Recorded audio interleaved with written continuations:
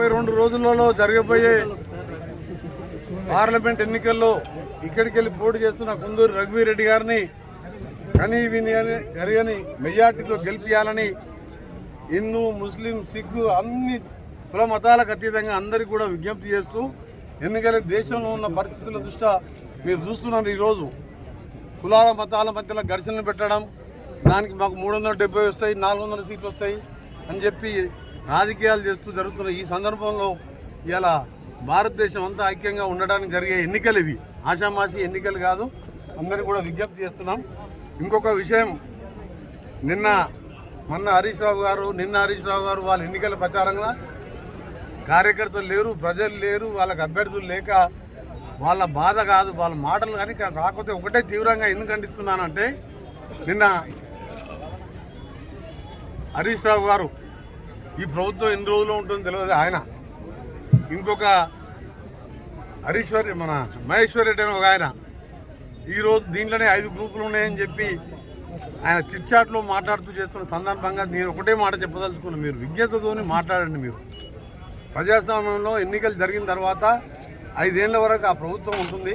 ఇక్కడ ముఖ్యమంత్రి గారు వారి నాయకత్వంలో మంత్రులందరం సీనియర్ల సలహాలు, జనారెడ్డి గారు లాంటి వారి సలహాలతోని ఎమ్మెల్యేలు ఒక టీమ్గా పనిచేస్తున్న సందర్భంలో నేను ఒకటే చెప్తున్నా, మీరు 5 గ్రూపులు లేదు, ఏకనాథ్ షిండే అని మీరు సృష్టించింది ఏకనాథ్ షిండే, మేం కాదు.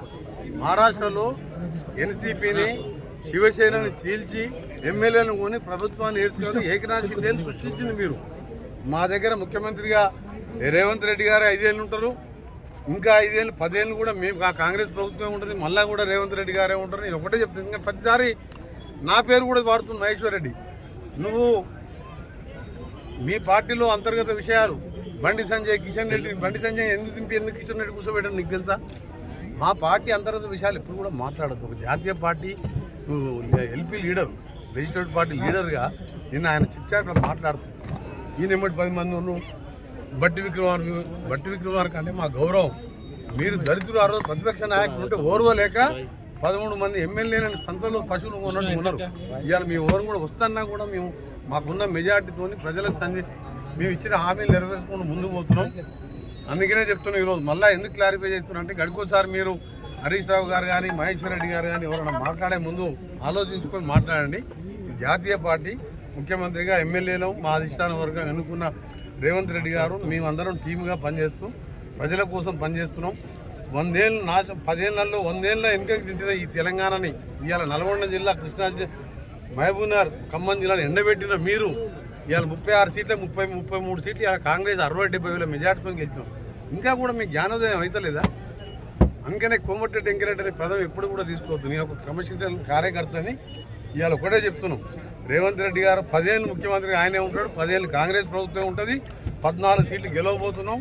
మీ అందరూ కూడా సహకరించాలని విజ్ఞప్తి చేస్తూ ఈ చిట్ చాట్లు, పనికిరాని మాటలు బంద్ చేయరు, ప్రభుత్వాలను పడగొట్టు మాటలు బంద్ చేయరు. అట్లా అనుకుంటే మీ 50 ఏళ్ళు పాలించినాం, ఏ ప్రభుత్వాన్ని పడగొట్టలే కాంగ్రెస్ ప్రభుత్వం.